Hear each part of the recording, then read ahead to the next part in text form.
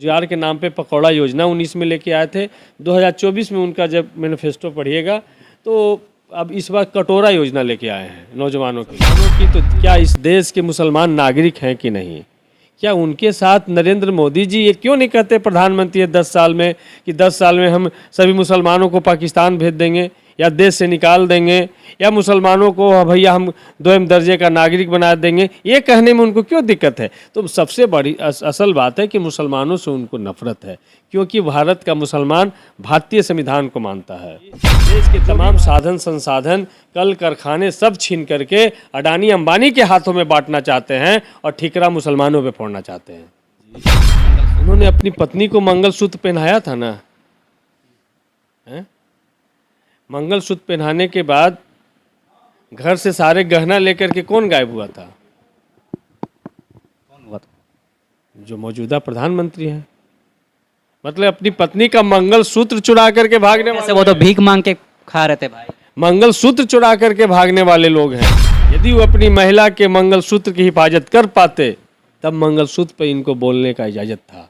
यदि बृजभूषण ठाकुर वही महिला बेटियों का मेडल का हिफाजत कर पाती, उनके सम्मान का हिफाजत कर पाते, तब इनको मंगलसूत्र पे बोलने। इनके राम रहीम से लेकर के आसाराम बापू तक के लोग यदि मंगलसूत्र की हिफाजत कर पाते, मतलब समझ पाते, तब इनको बोलने का मतलब था मंगलसूत्र। इनका ना गाय चला, न इनका हिंदू मुसलमान चला, न इनका भारत पाकिस्तान चला, न इनका राम और रहीम चला। ये कोई मुद्दा इनका नहीं चला। ये देश के लोग को रोजी चाहिए, रोजगार चाहिए, रोटी चाहिए, स्वास्थ्य चाहिए। पार्टियां अपनी तमाम तैयारियों में जुटी पड़ी है। इस समय हमारे साथ राजद से विधायक सतीश कुमार जी मौजूद हैं। सतीश जी, क्या माहौल लग रहा है देश में? देखिए, देश परिवर्तन चाह रहा है और देश में जो 10 साल में जो सरकार रही नरेंद्र मोदी जी की, आरएसएस की सरकार, वो जनता से वादा खिलाफ़ी की है। बेरोजगारी सबसे अहम मुद्दा इस चुनाव में है। युवा बहुत हताश हैं। देश का लगभग 65% आबादी युवा है, लेकिन उनके लिए नरेंद्र मोदी जी ने कुछ करने का काम नहीं किया और नौकरी के नाम पर उनके साथ छलावा हुआ है। सवाल है, देश के नौजवान सब देख रहे हैं और रोज़गार के नाम पर 2019 में वो अमित शाह जी ने कहा था कि पकौड़ा बेचना भी रोज़गार है। तो मतलब रोज़गार के नाम पे पकौड़ा योजना 19 में लेके आए थे। 2024 में उनका जब मैनिफेस्टो पढ़िएगा तो अब इस बार कटोरा योजना लेके आए हैं नौजवानों के लिए। तो ये तमाम नौजवान ये समझ पा रहे हैं और इसलिए नरेंद्र मोदी की विदाई तय हो गई। वो तो कह रहे सब मुद्दा है ही नहीं है। मुद्दा ये है कि आप लोग सरकार बनाएंगे और जो देश का संसाधन है वो मुसलमानों में बांट देंगे। ये हमारा कहना एक सबसे अहम चीज़ है। क्या संविधान किसी को सिर्फ धार्मिक आधार पे कोई चीज़ बांटने का इजाज़त देता है? क्या नागपुरिया कानून चल रहा है? इस देश में बाबा साहब का कानून चल रहा है। बाबा साहब का कानून जिस पे सबका वाजिब अधिकार उसमें तय है। रही बात मुसलमानों की, तो क्या इस देश के मुसलमान नागरिक हैं कि नहीं? क्या उनके साथ नरेंद्र मोदी जी ये क्यों नहीं कहते प्रधानमंत्री है 10 साल में कि 10 साल में हम सभी मुसलमानों को पाकिस्तान भेज देंगे या देश से निकाल देंगे या मुसलमानों को भैया हम 2 दर्जे का नागरिक बना देंगे? ये कहने में उनको क्यों दिक्कत है? तो सबसे बड़ी असल बात है कि मुसलमानों से उनको नफरत है, क्योंकि भारत का मुसलमान भारतीय संविधान को मानता है और जो भी भारतीय संविधान को मानता है उससे नरेंद्र मोदी को नफरत है। वो मनुस्मृति को लागू करना चाहते हैं। ये असल मामला है कि अभी जो मौजूदा सरकार है नरेंद्र मोदी की, देश के तमाम साधन संसाधन कल कारखाने सब छीन करके अडानी अंबानी के हाथों में बांटना चाहते हैं और ठिकरा मुसलमानों पे फोड़ना चाहते हैं। आप लोग मंगलसूत्र ले जा करके, मंगलसूत्र नहीं तो क्या दे दीजिएगा छीन करके? बताइए। एक चीज़ बताइए,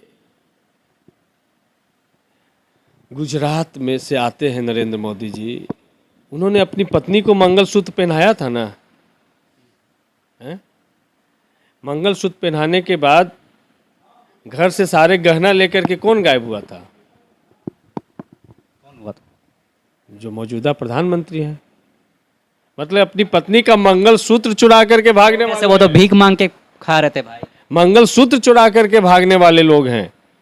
तो ये तो एक महिला का मंगलसूत्र की हिफाजत नहीं कर पाए और भारत के करोड़ों करोड़ महिलाओं के मंगलसूत्र के बारे में इनकी चिंता कहाँ से हो गई?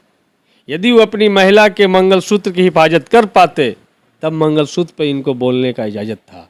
यदि बृजभूषण ठाकुर वही महिला बेटियों का मेडल का हिफाजत कर पाती, उनके सम्मान का हिफाजत कर पाते, तब इनको मंगलसूत्र पे बोलने का। वही प्रज्वलना रेवन्ना, यदि 3000 से ज़्यादा, वो तो उन्होंने वीडियो क्लिप जारी किया है, महिलाओं का मंगलसूत्र का हिफाजत कर पाते तब इनको मंगलसूत्र पे बोलने। इनके जो आपने देखा कि इनके राम रहीम से लेकर के आसाराम बापू तक के लोग यदि मंगलसूत्र की हिफाजत कर पाते, मतलब समझ पाते, तब इनको बोलने का मतलब था मंगलसूत्र पर।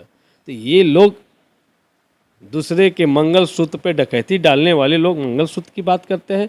तो असल मामला है कि इस बार नरेंद्र मोदी की विदाई तय हो गई है और जनता ने इनको रिजेक्ट कर दिया है। इनका ना गाय चला, न इनका हिंदू मुसलमान चला, न इनका भारत पाकिस्तान चला, न इनका राम और रहीम चला, ये कोई मुद्दा इनका नहीं चला। ये देश के लोग को रोजी चाहिए, रोजगार चाहिए, रोटी चाहिए, स्वास्थ्य चाहिए, सिंचाई चाहिए, बेहतर माहौल चाहिए, जो ये देने में नाकामयाब रहें। तो इस वजह से इनकी विदाई तय है। इसी वजह यही कारण है कि 400 पार का अब नारा बंद कर दिया। 400 पार का नारा तो इनकी मंशा साफ साफ पता चल गई लोगों को कि भाई 400 पार इसलिए चाहिए कि इनके अनंत हेगड़े से लेकर के प्रेम कुमार और तमाम लोगों ने बोलने का काम किया कि 400 पार हमको इसलिए चाहिए कि हमको संविधान बदलना है। तो संविधान बदल करके दलित पिछड़ों का अधिकार को ख़त्म करना है। दलित पिछड़ों को जो आरक्षण मिला है, बहुजनों को जो आरक्षण मिला है, उस अधिकार को ख़त्म करना है। जो वोट का अधिकार मिला है, उस अधिकार को ख़त्म करना है। तो इस वजह से इनके साजिश को लोग समझ गए, तब इस वजह से 400 पार का नारा ख़त्म हो गया। अब ये देश की जनता इन 400 का जवाब दिए कि अब की बार 400 पार नहीं, अब की बार ये ताड़ी पार होने जा रहे हैं। यह स्पष्ट हो गया कि अब की बार ये ताड़ी पार। ठीक है, आप बिहार में दौरा कर रहे हैं, कई जिलों में आप गए, वहाँ प्रचार भी पार्टी के लिए कर रहे हैं, क्या माहौल देख रहे हैं बिहार में? 40 में से क्या? देखिए, बिहार में इस बार जो स्थिति है, जो पिछले बार 2019 में एनडीए के लिए स्थिति थी, वो स्थिति इस बार इंडिया गठबंधन के लिए है।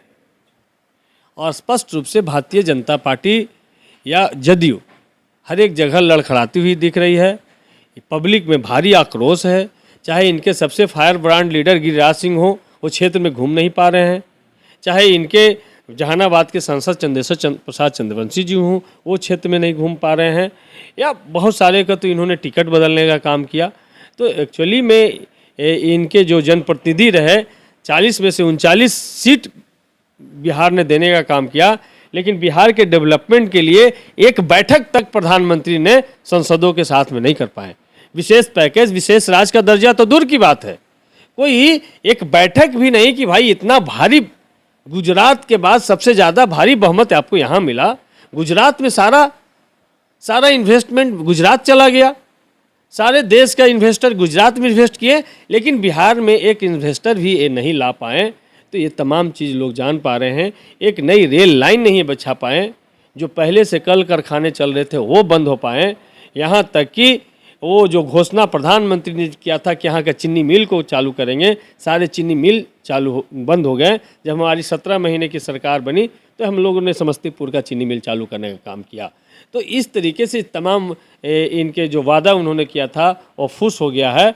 और ये लोग समझ गए हैं कि ये झांसा राम है, ये सब आशा राम के चेले हैं और ये सिर्फ झांसा राम में विश्वास रखते, सब झांसा देने वाले लोग हैं। इसलिए अब इनको बिहार की जनता ने नकार दिया है और 2019 का जो रिजल्ट था वो उलटने जा रहा है। इंडिया गठबंधन भारी बहुमत बिहार से ही देश की गद्दी से आउट हो रही है। 40 में से 40 में से 40 एकदम 40 में से 40 की स्थिति है। तो ये सतीश कुमार जी थे जो दावा कर रहे हैं कि बिहार में से 40 में से 40 सीटों जीतने का काम करेंगे।